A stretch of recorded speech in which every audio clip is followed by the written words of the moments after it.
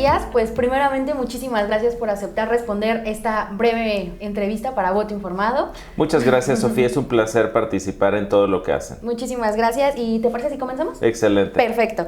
¿Crees que actualmente México necesita de una reforma electoral?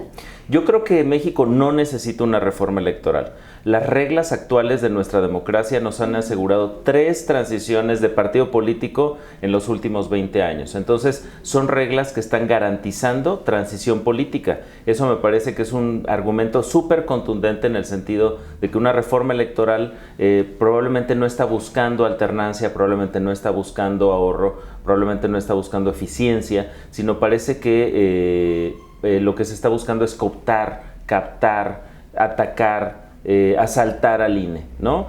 A mí me parece que hay una iniciativa y es claro quiénes están liderando esta iniciativa. Al menos son 2 diputados, Sergio Gutiérrez Luna, Pablo Gómez, y dentro del INE, de forma terrible, un consejero electoral que se llama José Roberto Ruiz Aldaña. Me parece que detrás de esta iniciativa hay una intencionalidad política clara que tiene que ver con dejar a un INE a modo para evitar una transición post-Morena. Esa es la sensación que me da este discurso donde no parece clara la intencionalidad. Primero decían que era para ahorrar, después declaran que no era para ahorrar. Después hay declaraciones incluso de Pablo Gómez diciendo que habría que desaparecer el Consejo del INE porque es arcaico. Entonces me parece que aunque se han cuidado ciertas formas en la propuesta, lo que hay evidentemente detrás es un intento de capturar al INE, de ponerlo a trabajar a modo para ciertas intenciones y cierta agenda política, y me parece terrible que no vayamos a defender al INE de una intención que tiene que ver con cooptarlo, controlarlo. Pareciera que todos estos años que nos ha costado a mexicanas y mexicanos sangre, sudor y lágrimas, citando al clásico, tener esta institución autónoma, demócrata, ¿no? Con ciertas reglas y también con ciertos retos, evidentemente, se ponga en riesgo atrás de una demanda de reforma electoral que lo que trae detrás es una agenda de cooptación del instituto.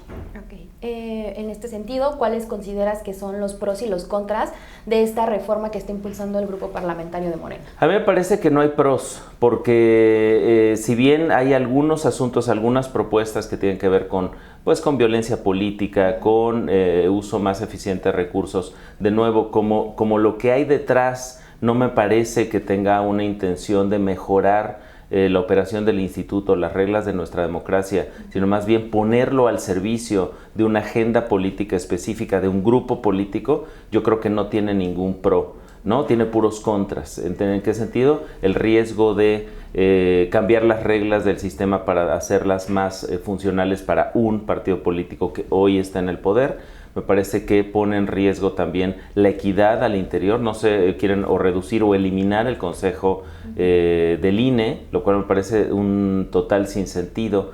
Es decir, yo lo que creo que hay detrás, y por eso no veo ningún pro y muchos contras, es que pareciera que es una agenda que tiene que ver básicamente con cooptar al instituto y no ayudar a la democracia.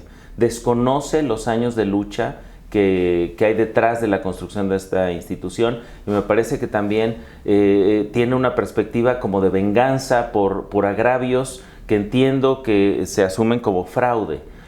Yo lo que no sé es cómo una institución que teóricamente podría, generar fraude electoral, pues ha conseguido que haya 3 transiciones de partido en el gobierno federal en los últimos 20 años, ¿no? Okay. ¿Cuáles son las urgencias o prioridades que debería de atender una reforma electoral? A mí me parece que en el dado caso que se diera una reforma, debería buscar fortalecer al INE, no castrarlo. Debería de buscar hacer al INE más poderoso, más autónomo, al margen de cualquier otro poder, del poder ejecutivo, del poder legislativo, que hoy vemos que en aras de seguir el mandato presidencial de austeridad, pues parece que buscan de plano castrar, cortar, mochar funciones al INE a través del recorte presupuestal.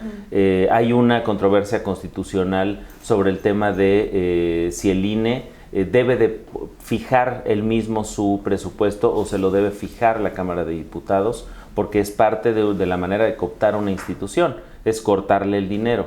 Es un poco lo que está haciendo Trump con el tema migratorio en Estados Unidos. No puede cambiar las normas del sistema, entonces lo que hace es recortar presupuesto al sistema migratorio y con eso ya lo traba.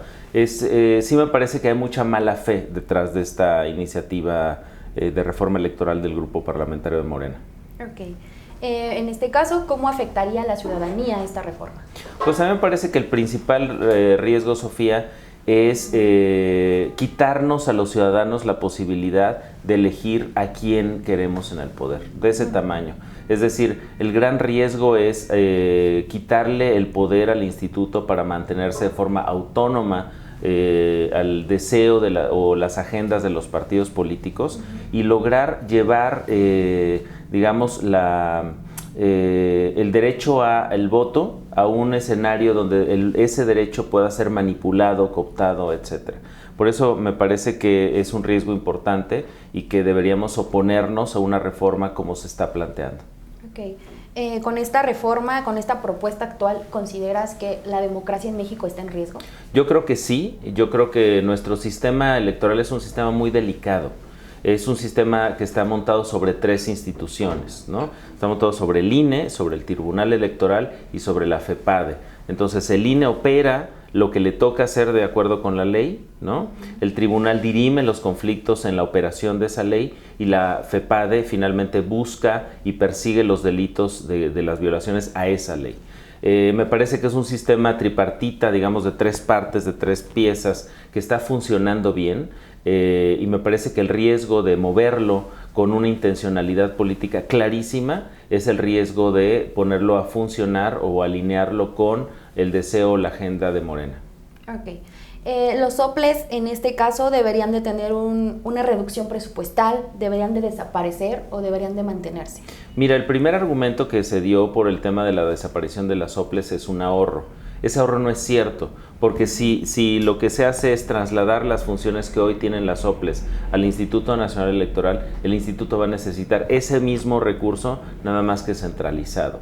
Las soples han tenido problemas en ocasiones y tienen una imagen de ser organismos, digamos, rdundantes, burocráticos, que no hacen nada. Pero yo creo que hay que conocer mejor lo que hacen las soples, ¿no? Me parece que así reflejan un poco la cultura política de cada uno de los estados. Y me parece que ahí están sus fortalezas y debilidades también. Probablemente podrían ser más eficientes sin lugar a dudas, pero el problema es pretender que solo quitando los soples se eliminan las necesidades de lo que hacían las soples. Y eso lo tendría que absorber el Instituto Nacional Electoral, para lo cual requeriría los mismos recursos que está gastando las soples, ¿no? Entonces, al menos el argumento de ahorro no es un argumento verdadero, ¿no? Entonces yo creo que deberíamos de revisar qué hacen las soples, entender cuál es su función antes de pretender eliminarlas. Ok, bueno, pues con esa pregunta concluimos. Te agradezco muchísimo por haber participado con Voto Informado. Muchas gracias, Sofía. Para mí es un placer estar en Voto Informado. Muchas gracias. Gracias.